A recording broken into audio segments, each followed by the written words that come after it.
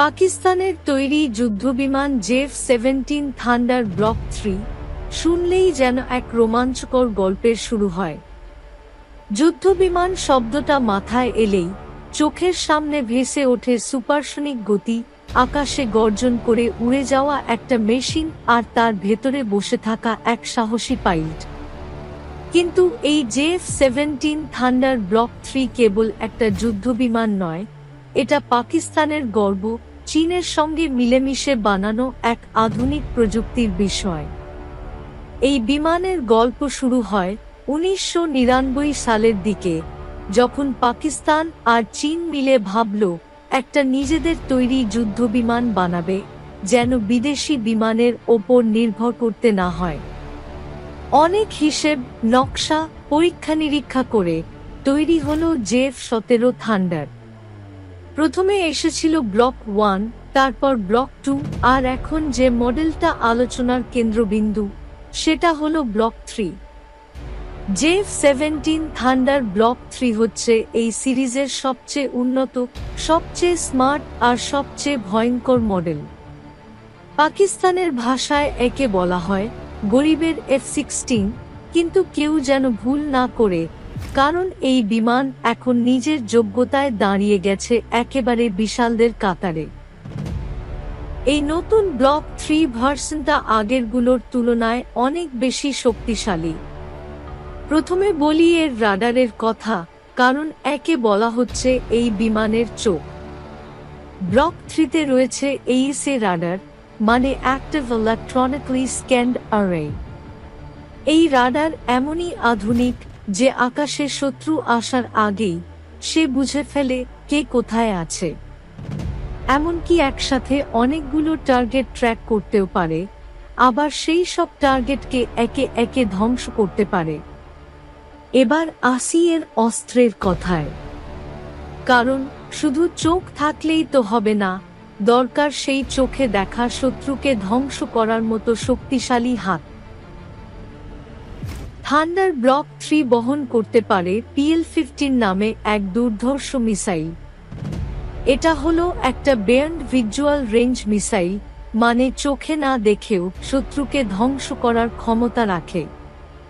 300 kilometre দূরে থাকা টার্গেটেও আঘাত হানতে পারে এই মিসাইল।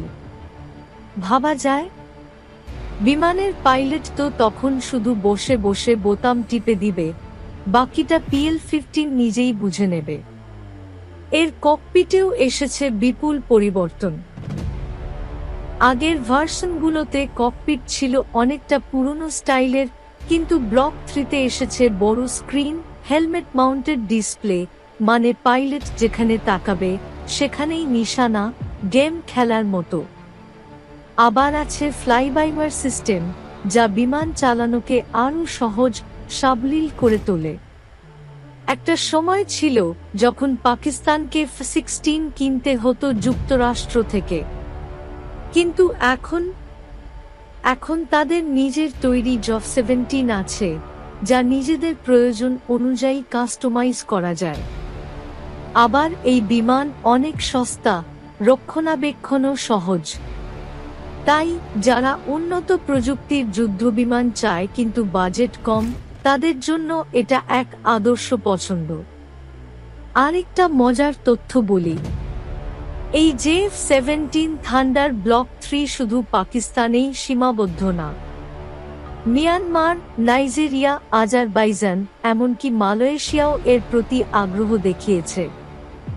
এর মানে আন্তর্জাতিক বাজারেও জায়গা করে নিচ্ছে এই পাকিস্তানি চাইনিজ যুদ্ধবিমান। তবে এই বিমান শুধু অস্ত্র বা প্রযুক্তির কারণে আলোচনায় আসেনি। এর পিছনে যে রাজনৈতিক, কূটনৈতিক আর সামরিক হিসেব-নিকেশ রয়েছে সেটাও অনেক গুরুত্বপূর্ণ। কারণ পাকিস্তান চাইছে নিজস্ব প্রযুক্তির ওপর দাঁড়াতে, আর চীনও চাইছে তার তৈরি প্রযুক্তি বিশ্ববাজারে ছড়িয়ে দিতে। দুজনের স্বার্থ মিলেই জন্ম নিয়েছে এই থান্ডার সিরিজ। একটা প্রশ্ন অনেকেই করে, এই জেফ-17 থান্ডার ব্লক 3 কি সত্যিই আধুনিক যুদ্ধে টিকতে পারবে? এর উত্তর খুব সহজ না, কিন্তু বলা যায় এটা এক ব্যালেন্সড ফাইটার, মানে এতে রয়েছে আধুনিক প্রযুক্তি কিন্তু দাম তুলনামূলকভাবে কম। তাই বড় বড় দেশগুলোর মতো $100 মিলিয়ন ফাইটার জেট না কিনেও মাঝারি বাজেটের দেশগুলো একটা শক্তিশালী প্রতিরক্ষা গড়তে পারছে। আবার ব্লক 3-তে এসেছে নতুন ইঞ্জিন, বেশি শক্তিশালী, বেশি নির্ভরযোগ্য। পাইলটরা এখন আরও উচ্চতায় উড়তে পারে, আরও বেশি গতি তুলতে পারে। আর সেটা এমন পর্যায়ে যে এটি কিছু কিছু জায়গায় ভারতের রাফাল যুদ্ধবিমানকেও চ্যালেঞ্জ জানাতে সক্ষম।